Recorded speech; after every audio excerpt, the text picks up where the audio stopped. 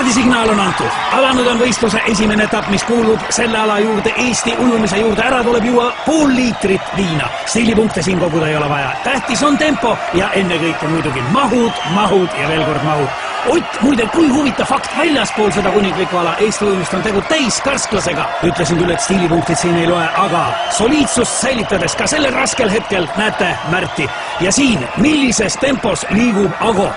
Hapukurk, ainus lubatud abivahend. Kohtunikud on sellega hoolega üle vaadanud, et sinna ei oleks pistetud midagi, mis võiks võistlejaid aidata. Ja siin on näha, et võistlejad on üha rohkem teiseks etapiks distantsiks valmis. Märt, Ago, on raske, aga nüüd tuleb meeste tahtejõud mängu. Otil veel raskem, aga ka tema on distantsiks valmis. Mehed lähevad stardipukkidele, tuleb fikseerida stardiasend ja see on võistluse üks raskemaid momente.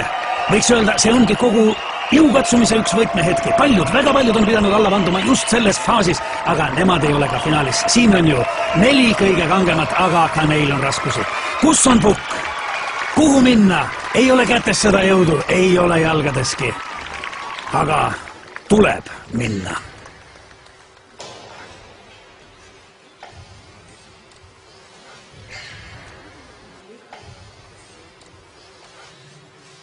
Kas nüüd on kõik kohtunikule meelepärane?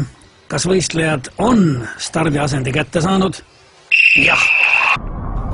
Kõlas vahestardisignaal. Väike hetk peataolekut, aga juba favoriit kogub ennast ja asub teele võidu suunas. Ago samal ajal stardipukilt lahkumata on mees põrandal ja see jäi tema viimaseks stardiks. Võistlus aga kestab. Märt kokkupuutel veega uppus tema, võib-olla isegi enne. Indrek, suurmeister on startinud väga võimsalt, tõsi küll, suund ei ole päris see, mis ta olema peaks, aga see ei kahanda tema soorituse väärtust, soorituses ära. Taamal on näha, et üllatuslikult on rajal veel Ott Tartust, kes ujub koera, aga kuidas?